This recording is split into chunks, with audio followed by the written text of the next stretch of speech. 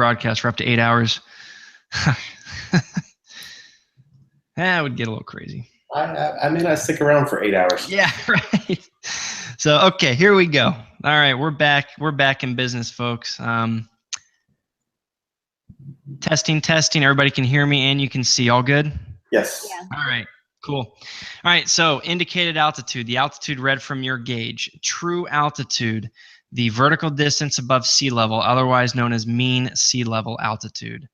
Absolute altitude, vertical distance above the terrain of where you're flying, above ground level altitude. Pressure altitude. In practice, you will almost never ever use this. However, it is used and abused on flight tests and written exams. Pressure altitude is the indicated altitude when you set the altimeter to standard atmosphere. So you're sitting on the tarmac at DFW Airport, and the local altimeter setting is 30.05. And the airport elevation there is about 600 feet. Well, if your flight examiner asks you what the pressure altitude is, you would go to your Colesman's window, set the altimeter to 29 or 9 or 2, and read the indicated altitude, which is going to be somewhere in the neighborhood of probably like, I don't know, 450 feet or something like that. Pressure altitude is important because the aircraft manufacturer uses pressure altitude when they certificate the aircraft and when they publish their performance charts. So when you look at performance charts, which we'll get into in a different session, you'll see all the altitudes are called out as pressure altitude. The reason they do that is so that they know that they're certificating aircraft to the same standard, what they call standard datum plane, the same relative altitude, which is standard atmosphere, 29 or 9 or 2. And then finally, we've got density altitude, which is pressure altitude corrected for non-standard temperature. So what does this mean? As we illustrated here in the graphic, when you've got a non-standard temperature, or I guess more generally. Sarah! Oh. Sorry. Forgot I wasn't on mute. Everything okay? Yeah, my dog's trying to tear up another one of my doors. Oh, shit. Okay. So as we discussed in the graphic here, temperature obviously affects indicated altitude for the reason that it is directly related to pressure. Temperature goes up, pressure goes up. Temperature goes down, pressure goes down. And so, as you can imagine, as temperature increases and continues to increase, your density altitude is going to change. And the reason they give it the term density altitude is as this changes, it's a direct, or I'll call it a relative, has a relationship to air density, and is most usually used when you're doing high altitude flying. If you are taking off from an airport at sea level, your aircraft is going to perform a certain way. You're going to get a certain, as we've discussed in prior session, you're going to experience certain lift characteristics. Your aircraft's going to perform in a certain manner. When you take off from an airport at 10,000 feet in the mountains, your aircraft's going to behave very differently. The air is less dense, so your engine's not going to be as efficient, and your wings aren't going to generate as much lift. If you remember the lift equation, air density was part of that. Density altitude attempts to bring a relationship between this and temperature. So if I am operating at that sea level airport where I'm used to experiencing a certain aircraft performance, based on sea level, as the temperature increases, you're going to see a decrease in aircraft performance, just as you would if you were taking off out of that mountain airport at 10,000 feet.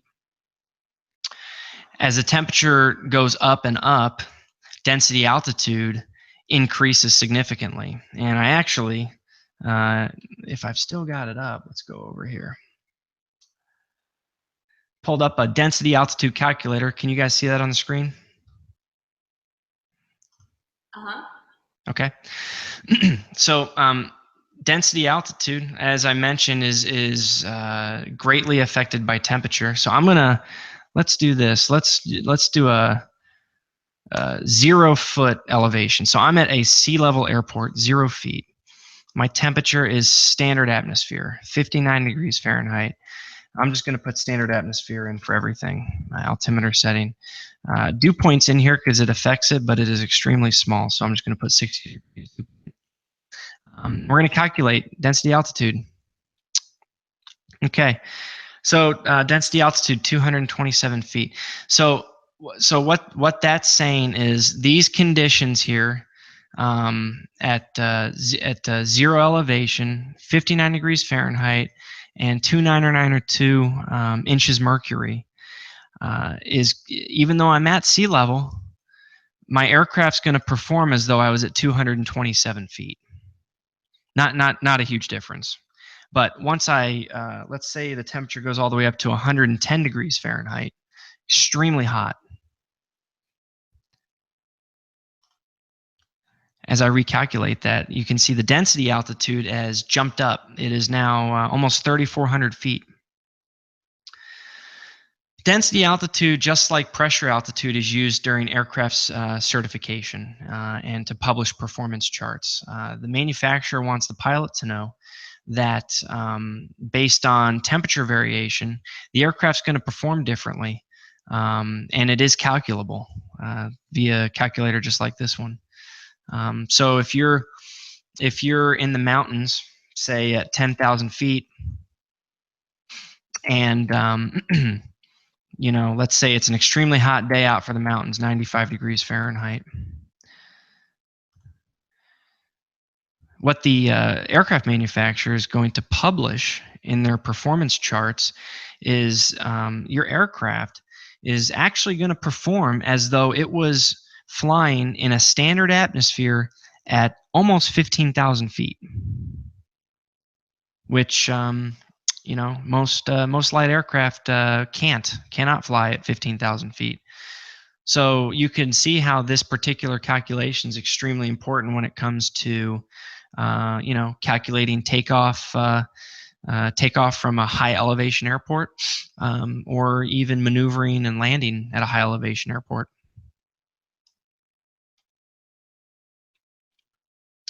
So density altitude, pressure altitude corrected for temperature. The higher the temperature goes, the higher the density altitude goes. All right. Any questions on types of altitude, altimeters, operation of the altimeter? Good. All right. Okay. Time check. We're doing pretty good. All right. Vertical speed indicator. It's the final instrument in the stack of pedostatic tube instruments. And it actually operates extremely similarly to an altimeter, but it is a little bit different. First of all, I'm going to talk about what the instrument tells us. The instrument tells us the rate of change of our altitude. So the altimeter tells us what our altitude is. The vertical speed indicator tells us what the rate of change of that altitude is.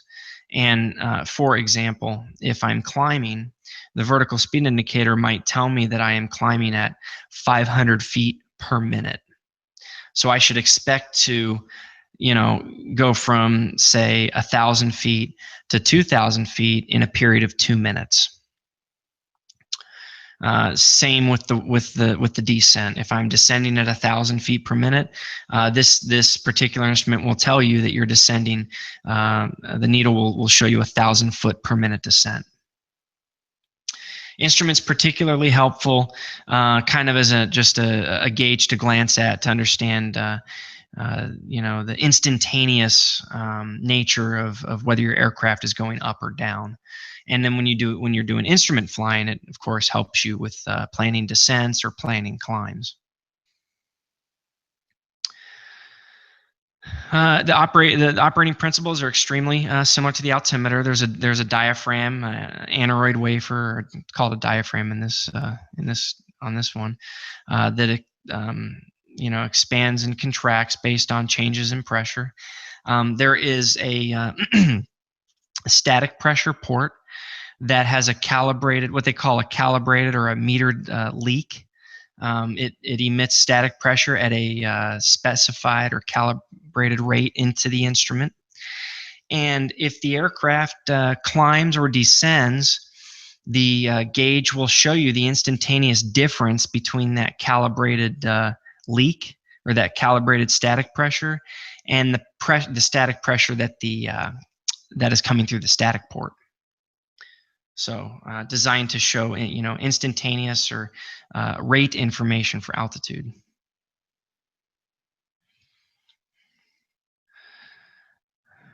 Okay. Any question? I mean, the vertical speed indicator is relatively simple. There's no settings, so certainly not as much to discuss here. But any questions on vertical speed? Okay. All right. I've got a series of charts at the end of this presentation, which I'm going to skip to, or I'm not going to skip to now, but I'm going to skip this topic and we're going to cover it at the near end. But the pedostatic system is susceptible to failure modes. And the failure modes, most notably that it's susceptible to, is freezing, what they call blockages or freezing errors. As you do your flying, you will fly through various kinds of atmospheric conditions. And depending on those conditions and where you're at, different portions of this system can be blocked with ice. And so as part of your training, you're going to learn what the failure modes are with this system, both when the pitot tube, the ram air pitot tube gets blocked with ice, and or the static port gets blocked with ice, and how the instruments behave. And we'll cover that here at the end of the last couple slides. I want to jump over to gyros real quick, and then we'll come back and talk failure modes. All right, gyroscopic instruments. Just a show of hands, or you can verbally. Did you guys happen to watch the video I sent out on the gyroscope or the principles of a gyroscope? Yeah, the one with the bicycle wheel. So that is probably the most fundamentally simple way to show what a gyroscope is and how it works. I'll be completely honest with you guys. Before I started flying, or went through classes, engineering classes in college, I had no freaking clue what a gyroscope was. I had no clue how it operated. To this day, the instruments that are related to this system are a little scientific. And the system for which runs these instruments is, when you think about it, pretty cool. The gyroscope system is run by a vacuum, extremely similar to the vacuum you clean your house with, and that vacuum creates a negative pressure in the gyroscope lines, and creates what's called suction. It creates a vacuum and it spins these gyroscopes and these instruments. The two instruments that are in the system are the attitude indicator and the heading indicator. And sometimes, very infrequently, the turn coordinator, which we're going to go over later. But we're going to focus on these two instruments because 99.9% out of the time, this is the setup. You've also got what's called a suction gauge in line with the vacuum system, and it essentially shows you how much suction you have, i.e., is your vacuum working? Because if your vacuum's not working, these instruments don't mean squat. If you saw the video, or if you're already familiar with how a gyroscope works, you'll know that as a gyroscope spins on an axis, a bicycle wheel is a very simplified version of a gyroscope. As the gyroscope spins, if somebody puts a force on the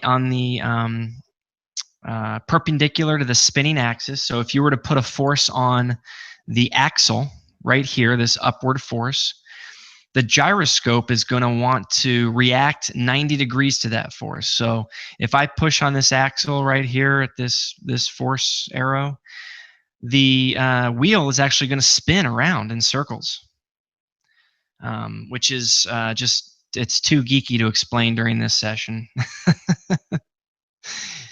But no, truly, gyroscopes are based on two principles, rigidity and precession.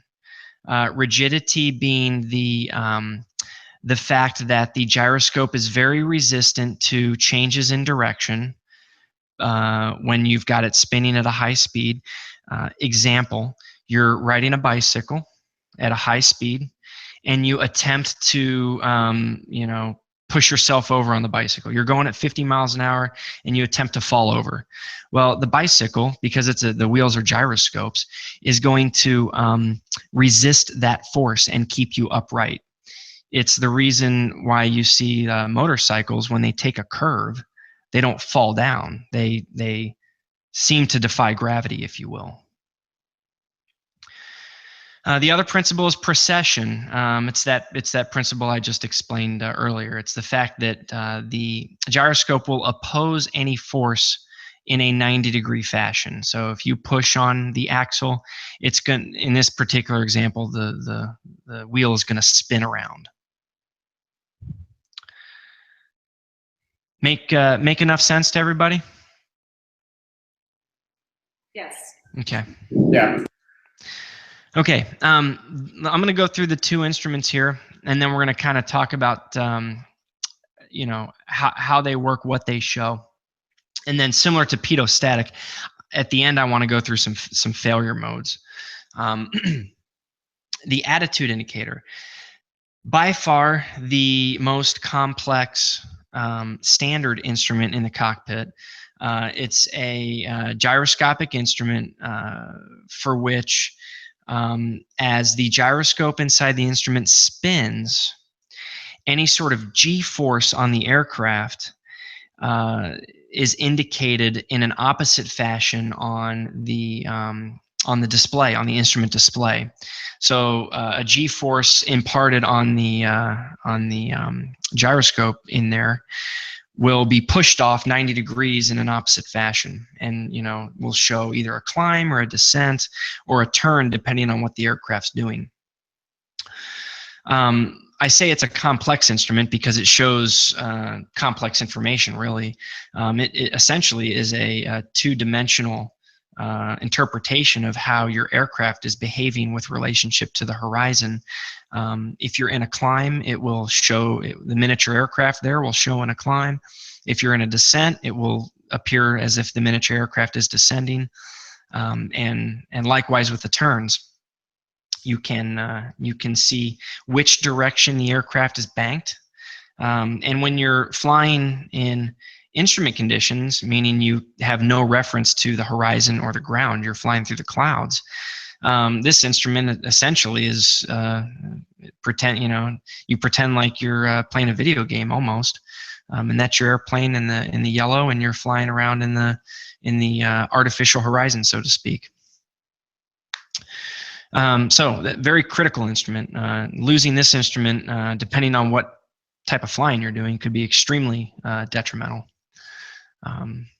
And the limitations of the instrument I put on the sheet there, although none of us will probably be flying in any sort of conditions like these, but the instrument does not do well with climbs or descents over 60 degrees, or turns where you're banking over 100 degrees.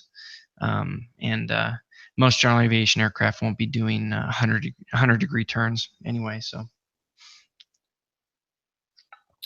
question for you. This Yep. may be somewhat of a stupid question. It seems like a key part of this instrument functioning correctly is for that initial spin to begin at the level. Is that true? Like, and let me give you an example. Like, if you lost power, you lost vacuum, and the spinning stopped, and then you regained it, but you were on a bank when you regained it, would it throw off your attitude indicator? or does it have a natural leveling mechanism? Yeah, so the gimbal inside the device rotates to correctly indicate bank, but the gyroscope itself is fixed. So it has so that the fixed gyroscope is what I'll say calibrates the device, is what would return it to straight and level if you were truly flying straight and level. Got it. Mm-hmm. I should try to find a video that like shows the internal function of this thing, because it's like it's probably wicked. I mean, this is a relatively complex device. The fact that it shows bank and pitch. Cool. Yep. The other device is the heading indicator. Oh, by the way, I will say this. Let me go back to attitude. You know, the FAA examiner and your flight instructor, the extent to which they're going to want to know that you understand the operation of these particular gyroscope instruments will most likely be the orientation of the gyroscope. And so I always was told when I was doing my training to more or less memorize or understand that the attitude indicator has a horizontally mounted gyroscope, and the heading indicator, which we're about to discuss, has a vertically mounted gyroscope, which you can see in the picture. And so the heading indicator, what does it do? Obviously, it gives you the direction the aircraft's flying, your heading. It has to be set similar to your altimeter. It has to be calibrated to the heading that you're currently on. So, for instance, if I start the airplane up and I get everything going, I'm about to taxi out for takeoff, I've got to set my heading indicator, because chances are the gyroscope has precessed in a fashion that the heading is no longer accurate. And so that's what that little dial is down there in the bottom left. You can actually turn that dial and set any heading you want based on what your magnetic compass is telling you, because your magnetic compass is not dependent on the vacuum system, it's not dependent on the electrical system, and it's not dependent on the pedostatic system. So it's generally always correct. Now, the heading indicator, similar to the attitude indicator, the principle of operations based on the G forces of the aircraft, as that gyroscope feels the G forces of the turning, the aircraft turning, it will push a 90-degree force on the gimbal, and that gimbal will rotate a set of gears, which will in turn rotate the face of that instrument.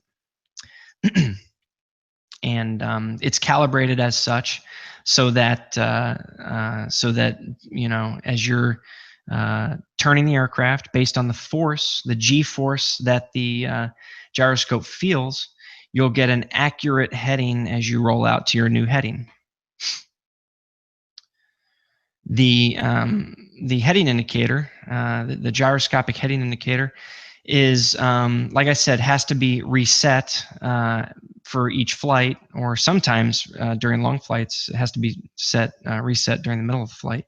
But it is not susceptible to the magnetic compass errors, for which we're going to talk about in the next section here in a couple slides. So a lot of folks, you know, want to know, well, you know, why would you have this instrument when you've got a compass? Because the compass never lies, right? The compass always has magnetic north. It's a magnet. It's always working. Well, it's true, but as we're going to learn in a minute here, the magnetic compass actually has a myriad of issues related to its accuracy in certain phases of flight. So we'll go over those in a second. Yeah, and what's the required day/night IFR? Okay, yes. So I've been ignoring those. I apologize. So the heading indicator, the attitude indicator are both required instruments for use during instrument flight rules, meaning you're flying through the clouds, you don't have any reference to the ground or the horizon. And these particular ones are required both daytime and nighttime instrument flight rules flying. As opposed to VFR, let me back up because I definitely skipped some other ones. VFR, like your altimeter is required for flight both during day and night, but it's not just limited to IFR, it's all the time. You have to have an altimeter in your aircraft at all times, day and night. And your airspeed indicator, the same thing. Airspeed indicator is required day and night, regardless of whether you're in instrument flight conditions or visual flight conditions. Sorry, I forgot those. Does that make sense, Chris? Yes, but in the aircrafts that we're going to be flying, they'll always have them, right? The answer is yes, they will. They certainly will. However, you never know. You may end up in an aircraft that is very, very limited in its instrumentation. For instance, Alan's cousin owns a Luscombe. That's it, right, Alan? That's the model. Yes, that's correct. Yeah, Luscombe. That's an old school 1940s tail dragger. It does not have a heading indicator. It does not have a attitude indicator. It has an altimeter because it is legally required to have one. It has an airspeed indicator because it's legally required to have one. And I think it has a vertical speed indicator too. I think I remember seeing that. But to answer your question, Chris, yeah, absolutely. When you go to do your flight training aircraft are going to be outfitted with all of these instruments for sure. Even though some of them they are not legally required to, they will have them. And sometimes they're broken, like that one plane. Yeah. Mm-hmm. Sometimes they are. Yeah. No, that's. I mean, fair point. Emily and I. Not proud to say this, but Emily and I used to fly a Piper Cherokee that had a couple of instrument issues. The heading indicator didn't work very well. What else didn't work in that thing? The heading indicator didn't work. The fuel gauges were kind of iffy. They weren't very accurate. But, the fact that the heading indicator didn't work, that doesn't ground the airplane because it's not required for visual flight. It is required for instrument flight, for instrument flight rules. So I'm going to send you guys a list. There is a published list. It is a requirement list. I'll send you guys a list of all the requirements for instruments depending on the kind of flying you're doing. And when I say kind of flying, either visual or instrument, there's 2 different lists. And so is that part of your pre-flight check to look at all the instrumentation and make sure that they're working? Yep, absolutely. It's absolutely the case. A lot of pilots, myself included, get complacent about that. And typically, when you're the first sign of a instrumentation issue will be as you're taxiing, or as you're taking off, or even after you've left as soon as you leave the ground. But as soon as you notice that, you're going to go back to your required list of instruments and determine whether or not you can continue the flight. So for instance, if I'm taxiing out and I notice my airspeed indicator's pegged at 0 while I'm taxiing, that's an anomaly. And I would say, oh, okay, well, I'm taxiing at like 30 knots, so maybe it's just not registering because it is a pressure differential instrument. But as soon as I start my takeoff roll, I notice the airspeed indicator is not working. Well, at that point, because I know the airspeed indicator is a required instrument, I'd have to reject my takeoff. I'd either reject my takeoff, or if it's not safe to do so, I'd take off, and then I'd have to land because the aircraft would not be legal for flight. Now, conversely, if I am taxiing around and I notice my attitude indicator is not working, Although, from my perspective, from the type of flying I do, even though I know that that's extremely not safe, I wouldn't, I could legally fly the airplane. I would not need to reject the takeoff or cancel the flight. I could make the flight legally. Because you're doing visual. Yeah, because I'm in visual flight conditions. You got it. And the minute I decide to do an instrument flight plan, if I decide to go into instrument flight rules, all of the game changes. I need this instrument. I need this instrument.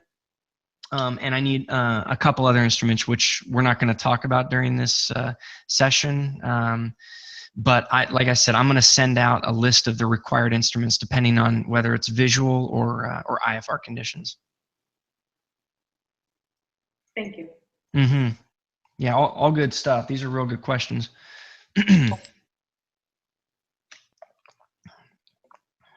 Okay, let's talk magnetic compass. Magnetic compass is great. It's 13th century technology. It's unbelievably old, and they're still in cockpits today.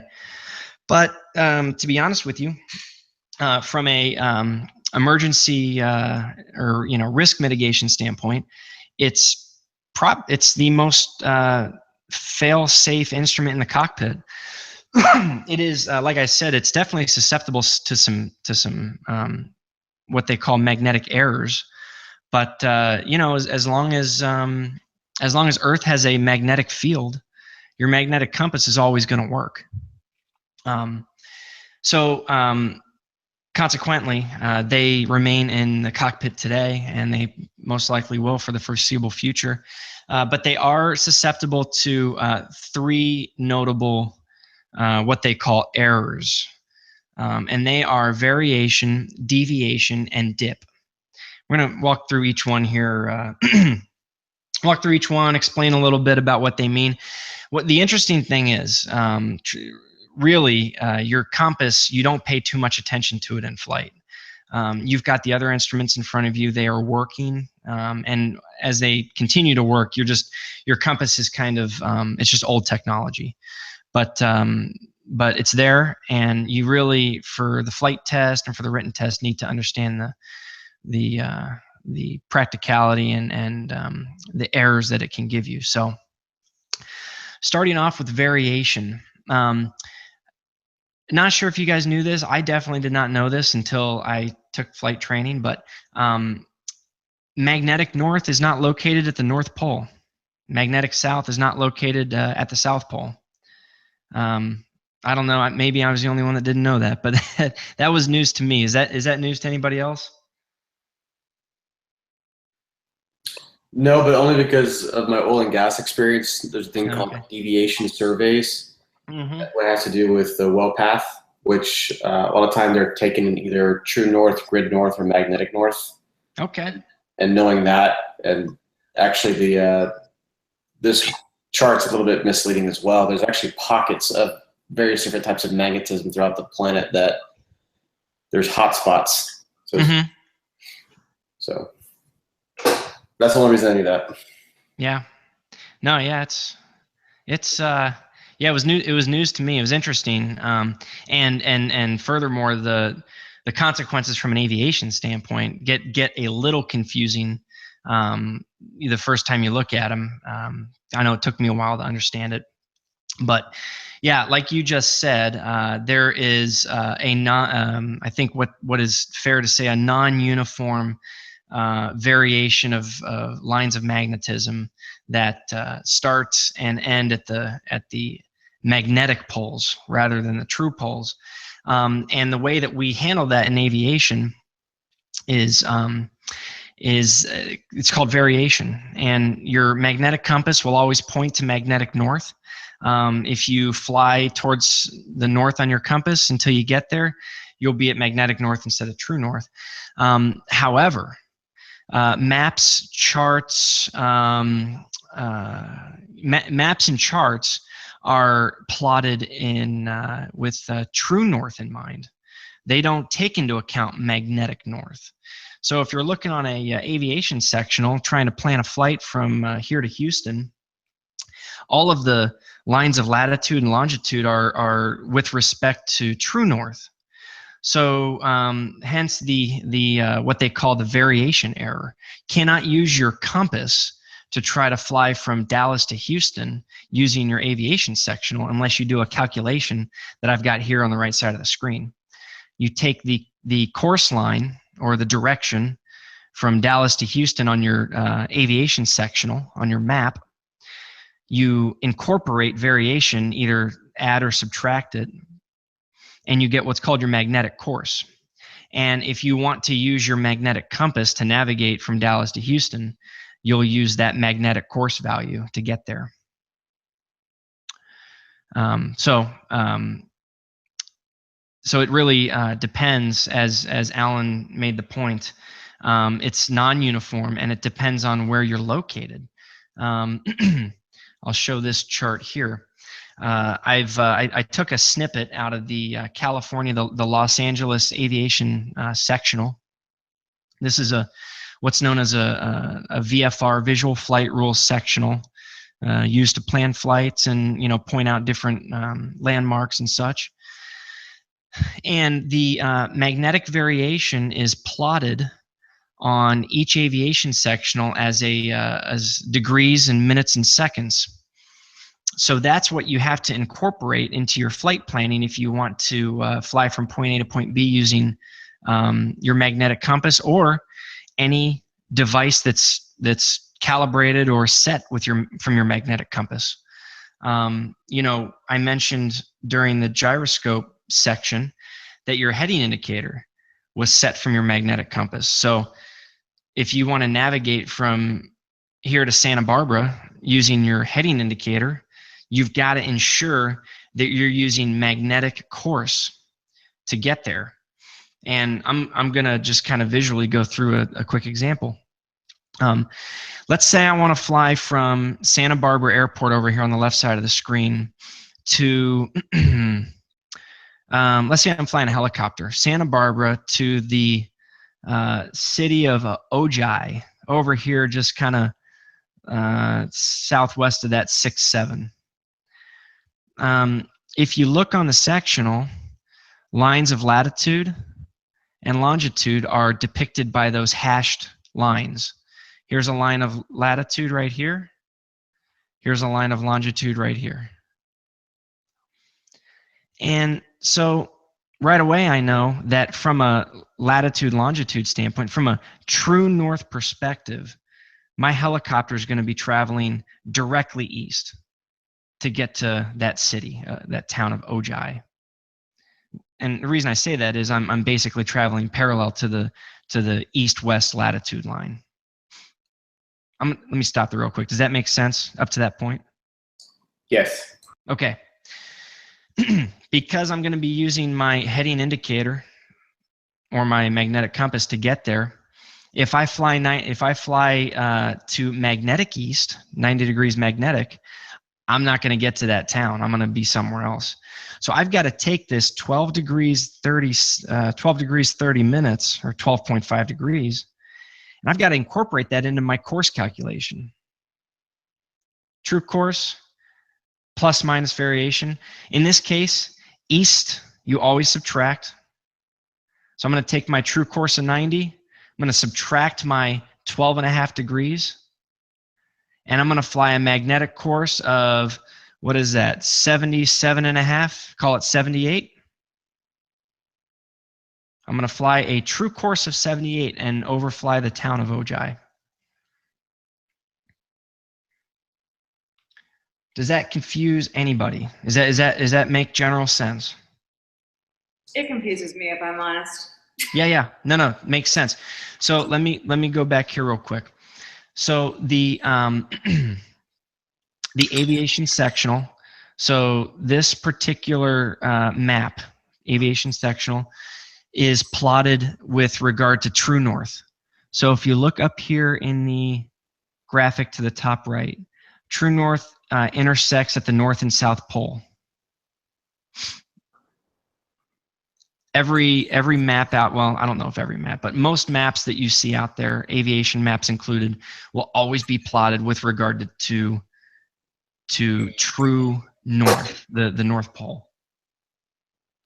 The magnetic compass does not align itself with true north. The magnetic compass aligns itself with magnetic north, which is 1,300 miles away from true north.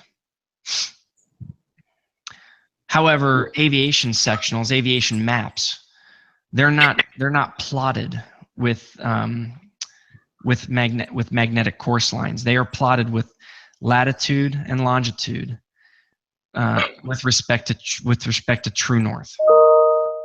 Does that make sense so far? Yes. Yeah. So consequently, if you want to use your magnetic compass, which is going to be using magnetic north as a reference point, you've got to do a calculation from the aviation map to know which direction on your compass to fly.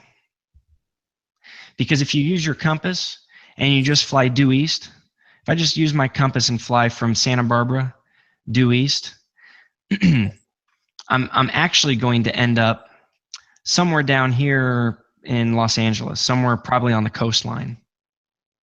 Because I did not take into account the fact that this map is drawn to true north, but I'm using a device that is referenced by magnetic north. Got it. Now it makes sense. Mm-hmm. And so just to go through it one more time, the method by which you calculate how to use your compass, the method by which you calculate that difference is with these what they call these lines of magnetic variation. In this part of the country, in California, it's about 12 degrees. And so we're going to take our true course, which was determined by looking at the lines of latitude and longitude. Our true course is 90 degrees straight east. And we are going to subtract, in this case, because it's east variation, subtract 12 from the 90 to get our compass heading, to get the heading we would use on our compass. Got it. Thank you.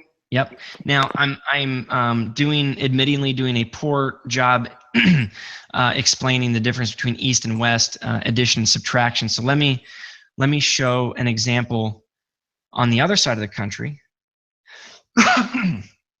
which is in an area where there's westerly variation. In the same example, if you were flying from west to east, you wouldn't subtract this variation, you would add it to your true course. And let me just show this really quick. Here's this map. This map right here will tell you why you add versus subtract. See how the lines, they go in different directions depending on whether there's easterly or westerly variation? See this 15 east down here on the left? And then there's this 15 west down here on the right. Just like Alan had mentioned in the beginning, it's not a uniform straight up and down. These curve, and for that reason, you either add or subtract when you're trying to find your compass, your magnetic course. So in this example, whatever course you're going to fly from, calculated from a true north perspective, you would add 6 degrees to find out what you would fly on your compass. Make sense? So does the GPS, if you have a GPS in the cockpit, is that giving you true course or magnetic? So the GPS is going to compare to magnetic. So when you look at the GPS and you're flying, say, let's just use a simple example. I'm going to fly from Moorhead, Rowan County Airport west across this line of latitude to Paris. It's going to indicate that you are tracking a course line similar to what your compass is tracking. So whenever you use your GPS, it's the same thing. Your GPS course line and your compass course line are going to be similar. When you get down to it, true course is generally used only when you're really looking at the map and comparing, you know, doing directional comparisons with lines of latitude and longitude. When it comes to flying the airplane, you know, your course line, your magnetic course line, and you know, ultimately what you fly the airplane to is based on magnetic north.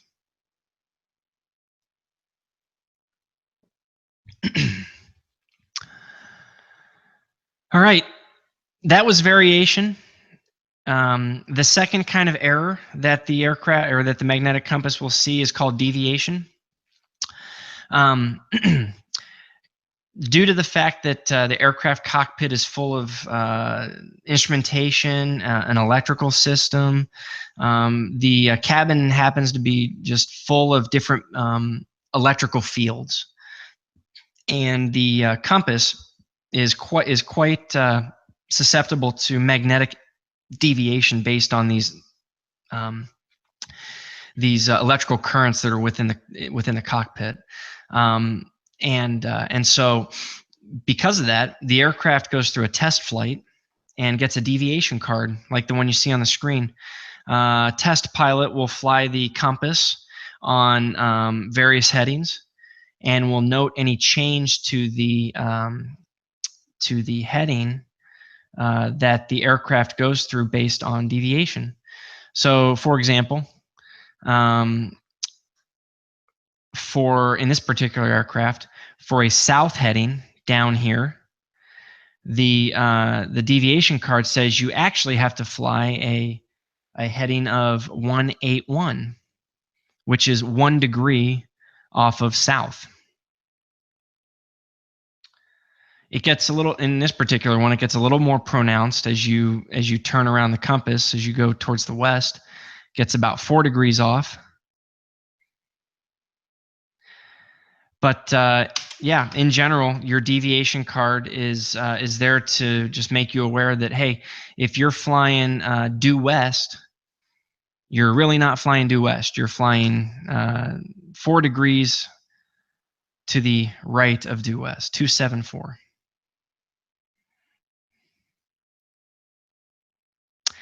And your aviation, your aircraft, and power plant technician can calibrate the compass so that deviation is small. And so when you fly your your training aircraft, you're typically not talking about more than a couple degrees of deviation. It's very, very, very small.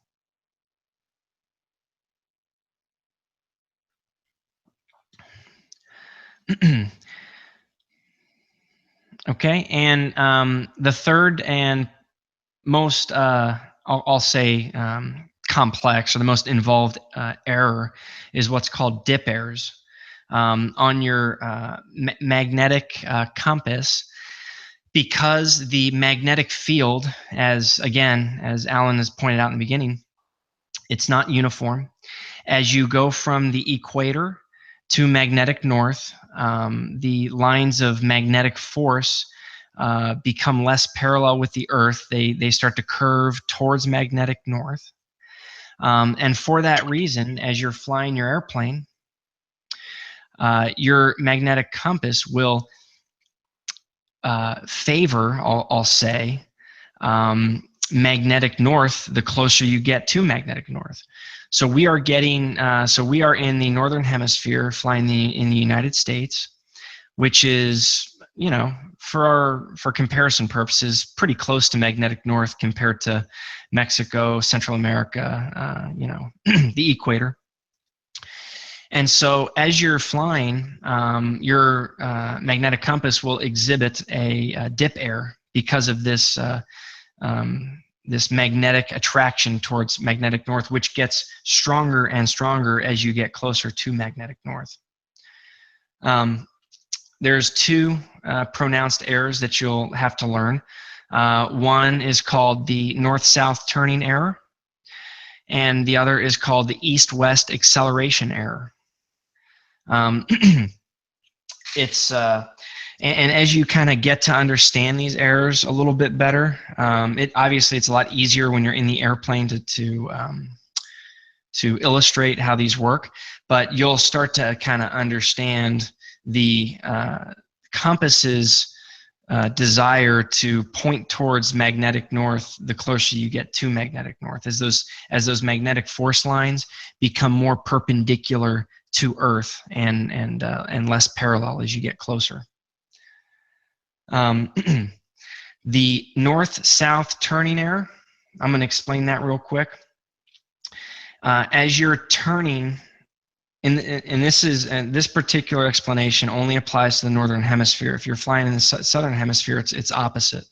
But in the northern hemisphere, where we're going to be doing most our flying, as you turn your airplane in the northern hemisphere, as you get closer to north, because of the, like as I mentioned, because of the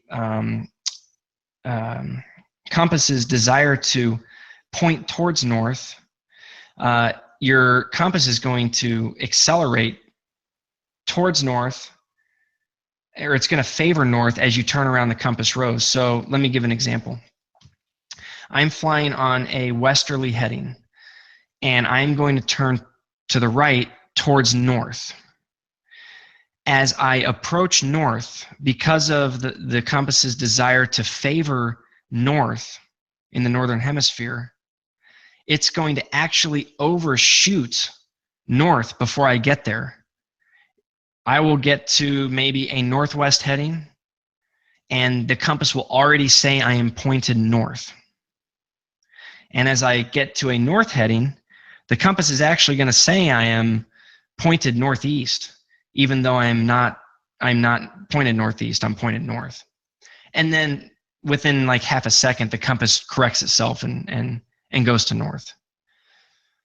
It's the opposite when you're turning towards the south. If I'm flying west and I make a left-hand turn towards the south, the compass, it wants to favor the north. So it's actually going to turn slower than I'm turning. I will get to a southwest heading, and it will likely still show me on a west heading. I will finally turn to my south heading, and it's going to undershoot that. It will still show me at a southwest heading. And then within a quarter of a second or half a second, it will correct, and it'll correctly show a south heading. And that is all because the compass in the northern hemisphere favors magnetic north.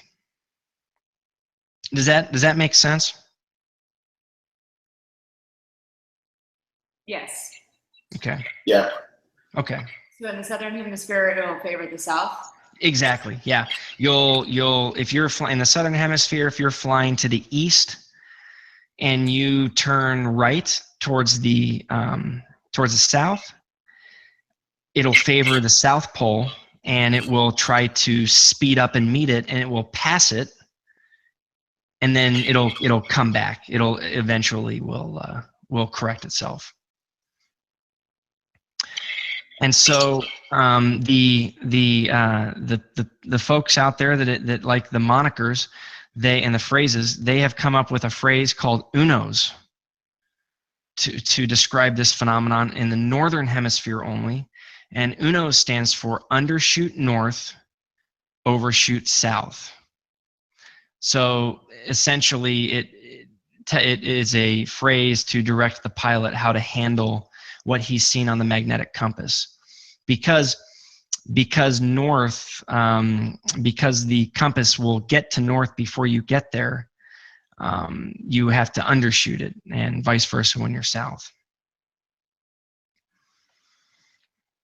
And to be honest with you guys, although you really should know this material for the for the knowledge test, obviously, for the written test, and for the practical test, it's just not practical material that you will use that much. Like I said, if you're flying cross country and you're using your instruments, your magnetic compass is used to calibrate your heading indicator. But typically you're not really paying attention to the magnetic compass. But yeah, this kind of stuff will come up during during your certification process. Okay, north-south. East-west acceleration errors is the second kind of dip error. And this is, again, simply because, for the same reason, because your compass is going to favor the North Pole. It's going to want to always pull north.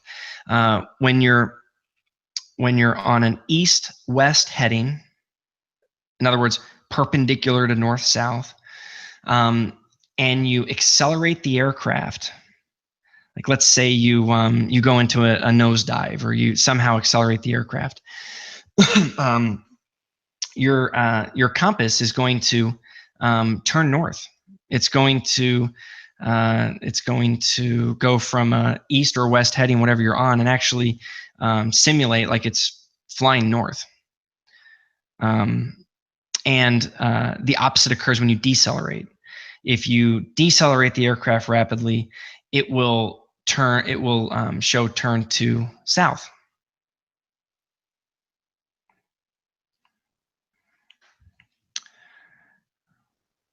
Any questions or confusion on the dip errors? I know that one's these are kind of complex to understand the first time around. What did ANS stand for again? Accelerate north, decelerate south. Basically saying when you accelerate the aircraft, it's going to look like you're turning north. When you decelerate the aircraft, it's going to look like you're turning south from the compass's perspective. Got it. Mm-hmm. Okay. So that was the compass. We've got a couple more slides here. Are we good on time, guys? I want to be respectful of everybody's time. We've probably got a couple more minutes. Yeah, I just say like maybe 8:15. If we could target to be wrapped up. Yep, I'm good with that. Everybody else good with that? Looks like we might have lost Chris. Yeah, her power went out. I didn't realize she was there a minute ago when I looked. She's gonna try and reboot in. Oh man. Oh shoot. Okay. Yeah, we had a big thunderstorm come through. Oh gosh. Good thing you're not flying airplanes.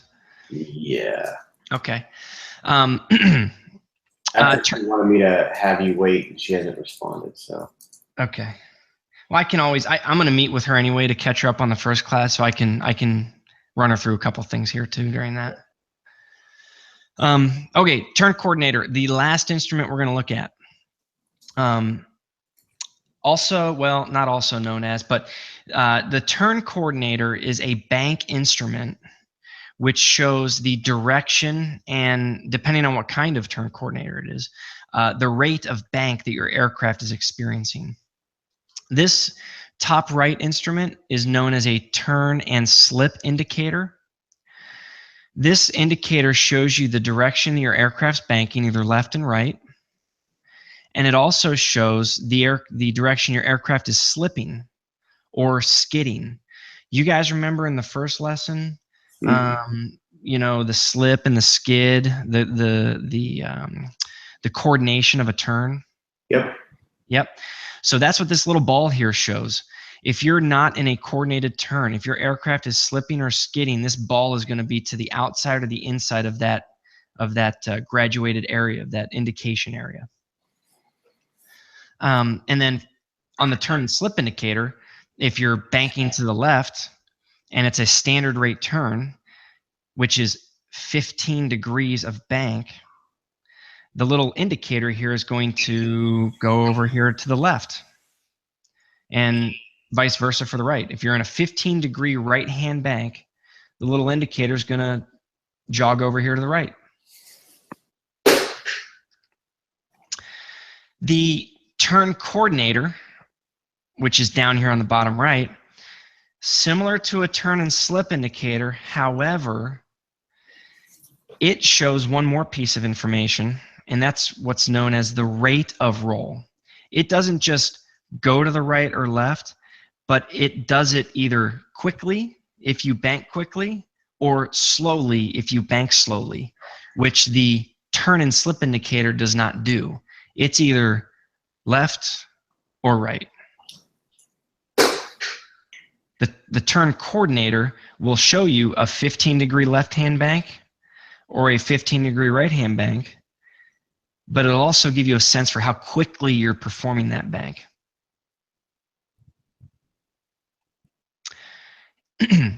That information, I'll be honest with you guys, is really only crucial from an instrument flying perspective. The rate at which you do the bank is not going to be something that comes up too often in your visual flying, but it's good to know, because if you fly an airplane with a turn and slip indicator, you want to know that that information is not available to you. Your turn coordinator or your turn and slip indicator is typically powered by your electrical system. In some aircraft, it is part of the gyro system or the vacuum system. But more and more these days, they are part of the electrical system. And the reason for that is, if you have a full vacuum failure in flight and you lose your gyroscope instruments, the only instrument that's going to give you bank information, or your aircraft's turning relationship to the horizon, will be this turn coordinator. So as a safety measure, they back several years ago, they started tying these into the aircraft electrical system. Now, if your electrical system fails, you're out of luck.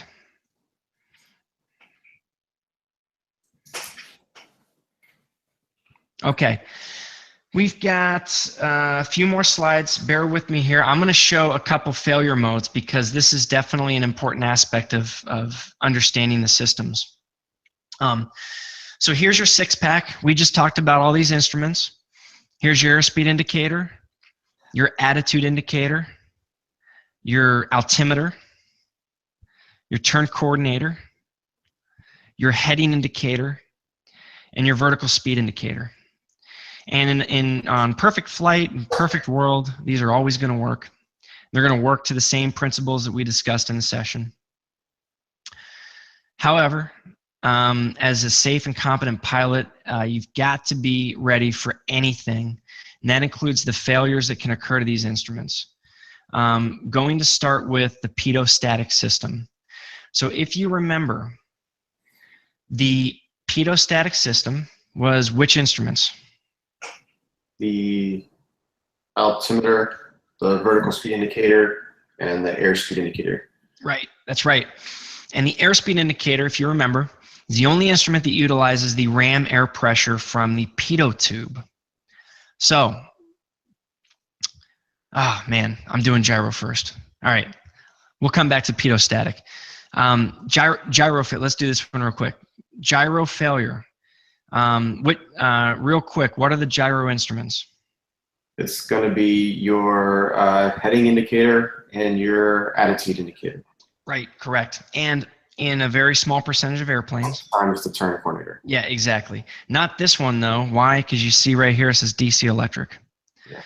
So in a gyro failure, the vacuum pump fails. You can cross-check the failure with the suction gauge. Remember that suction gauge that's in line with the vacuum lines? Mm-hmm. And it will indicate 0 or very low.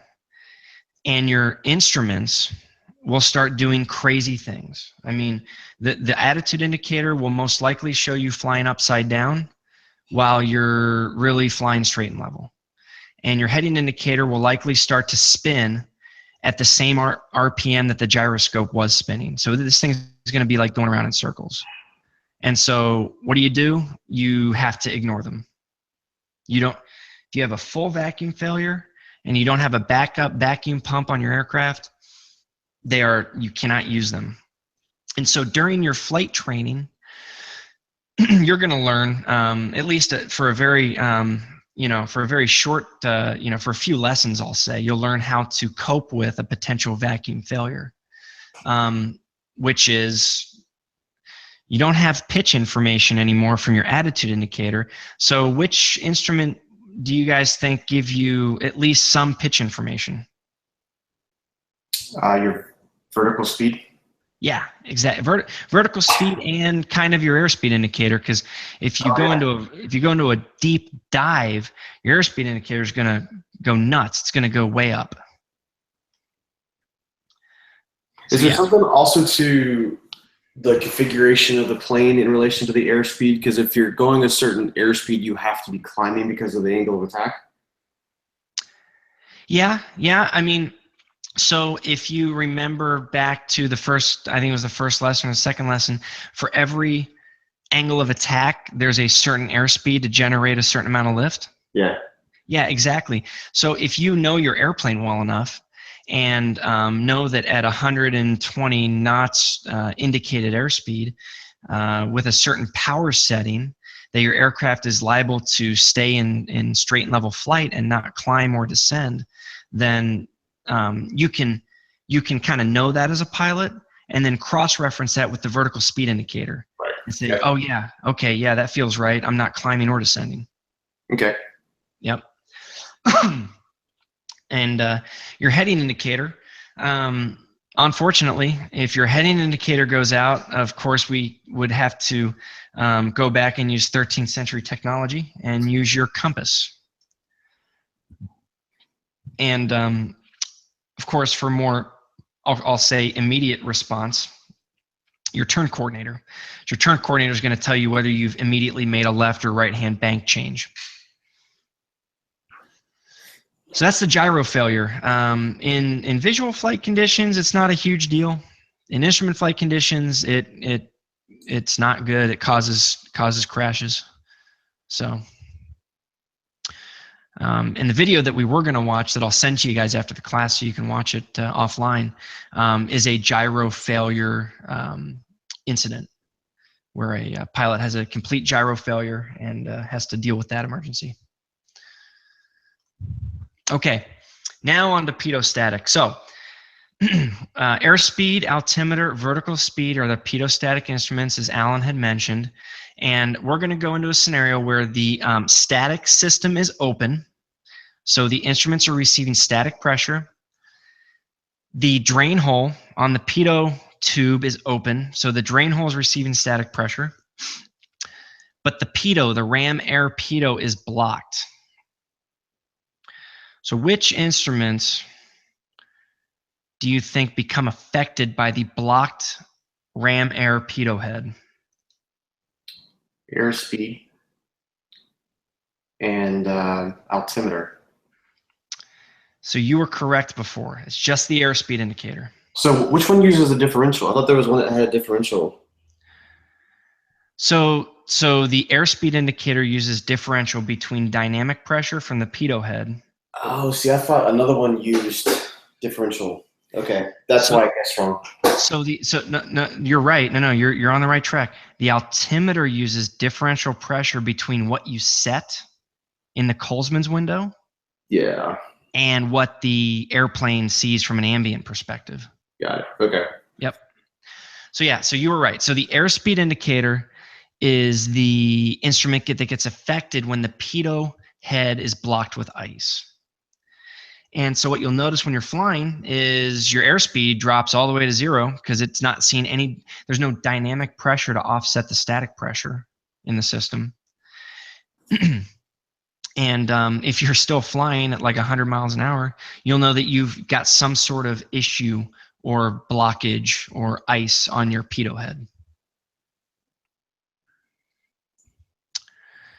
Okay, scenario 2. My pedo head, my ram air pedo, has become blocked with ice. The drain hole, which is in the back of the head, has become blocked with ice. But the static port, which is located on the side of the aircraft, the static port is still open. So this system is still receiving ambient static information, pressure information. This is a tough one. This one I always have to look at and kind of do a little bit of mental work. Which instruments do you think become affected in this case?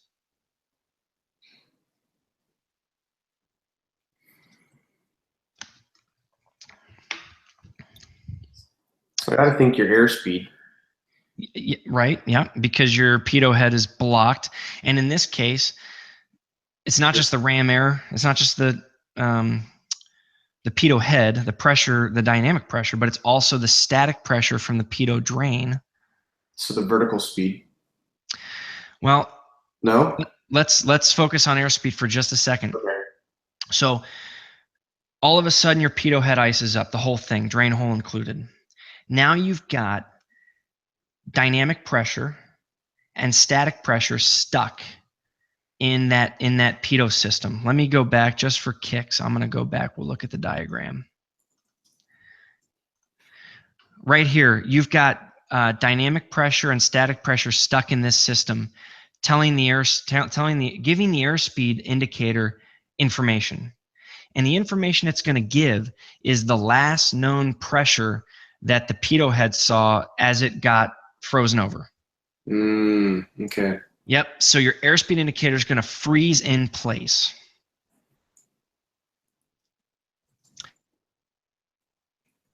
Comes in. It's only going to stay in place if you stay at the same altitude, because the airspeed indicator is a pressure differential instrument. So as your airplane changes altitude, the static port is telling the airspeed indicator, hey, I've got either a higher or a lower pressure, right? Which the airspeed indicator is going to compare against the stuck pressure in the pitot tube because it's still frozen over. And your airspeed indicator is going to indicate as such. What's it going to do? It's going to increase when you go into a climb, and it's going to decrease when you descend,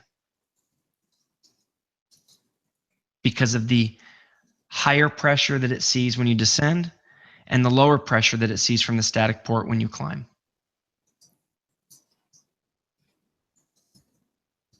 Super confused? I think I get it.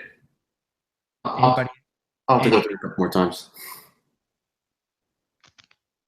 Chris, Emily, do you understand? This is a complex one. Yeah, I'm taking it in. Yeah, I agree. What was that? I said, I understand that the airspeed indicator is the only one that's gonna be affected. Okay. Yeah, and then that was gonna be my next point. The pitot head has nothing to do with the altimeter or the vertical speed indicator. So those will still work so long as your static port is open. One more here. All right. Oh man, I just ruined the surprise. If the whole system freezes over, all the instruments become frozen where they're at. At the time that the system freezes over, your altimeter will stay at the altitude it's at. Your vertical speed indicator it'll show whatever indication it was showing at the time it froze over, and the airspeed indicator will freeze. And these instruments will not change at all, regardless of what you do, until the ice or the blockage is removed.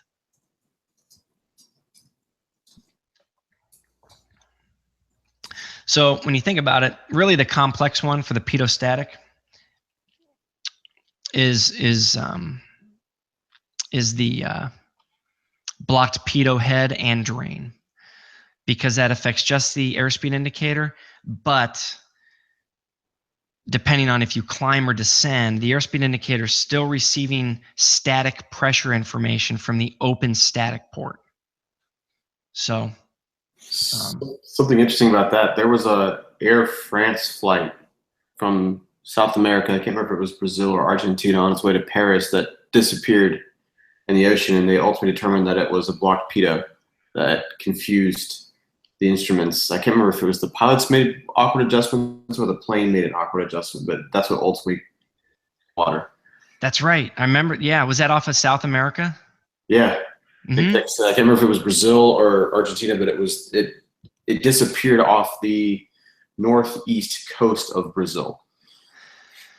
So what's interesting about that, and I don't know this, maybe you know it better than I do, but the one thing to keep in mind when you start flying more complex aircraft, autopilot systems generally do not communicate with these kind of failures. So you could have a blocked pitot-static system, and your autopilot's not going to know. And you know, commercial airliners, they use the autopilot like a bunch.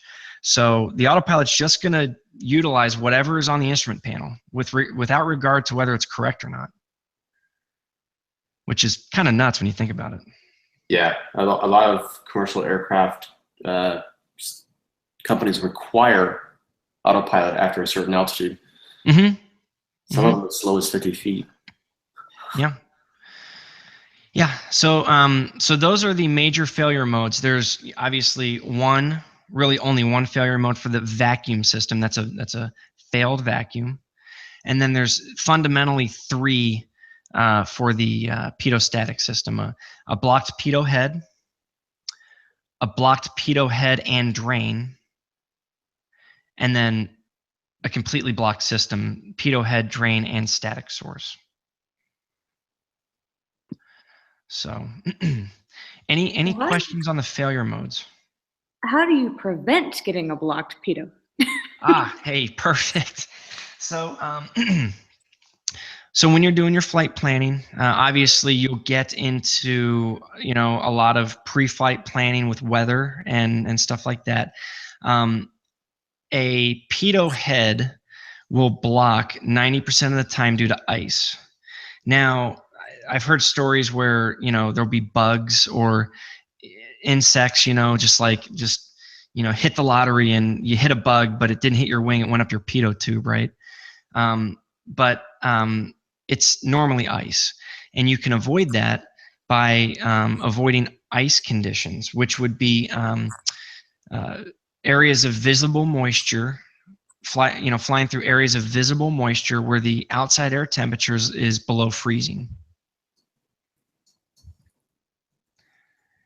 And should you get yourself into the situation, like we mentioned earlier, most aircraft are outfitted with a pitot heat device, which is just a little nichrome heating element inside the pitot head.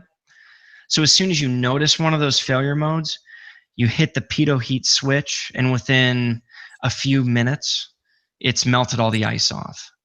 But to avoid that in the first place, you stay out of areas of visible moisture, rain, snow, freezing rain, when the outside air temperature that you're flying through is below 32 degrees Fahrenheit.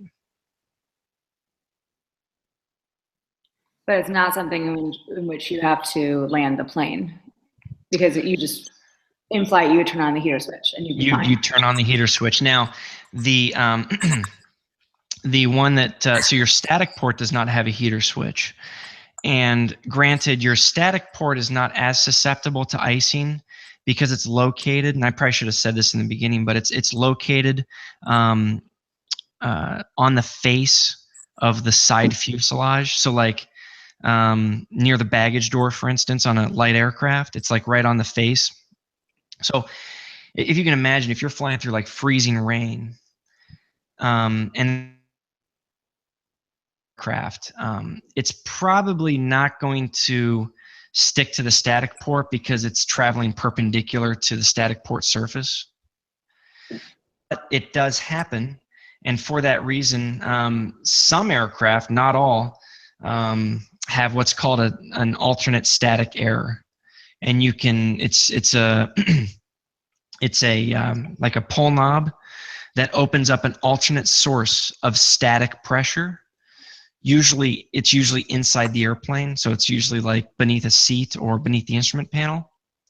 And so if your static port becomes blocked, you can activate that, and it'll start to draw in static pressure from that point. Thanks. Mm-hmm.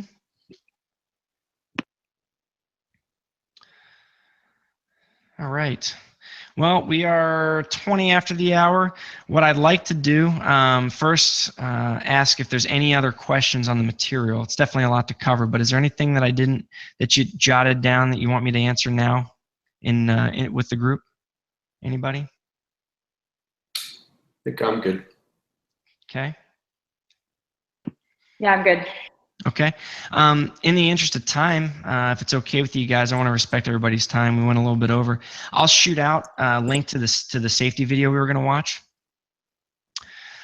with some notes. I've got some notes that I want you to look at before you watch it. And then maybe at the start of next class we can have a short discussion on it. It's a safety video where the pilot loses their vacuum system, and so they've got to make an approach and landing into an unfamiliar airport without the attitude indicator or the heading indicator. So it's a pretty interesting video.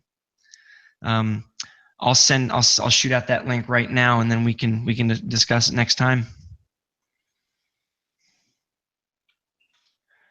Cool. Sounds good. All right. Unless there's anything else, we'll catch you next time. No class this Sunday, I don't think. I think the next one's next week. But as always, if something comes up, phone call, text, Slack, you name it. Cool. Thanks. All right. Good stuff, guys. Yep. Thanks, man. Guys, have a good night. You too. You too. All right. Bye, everybody. See you guys. Bye-bye. Bye.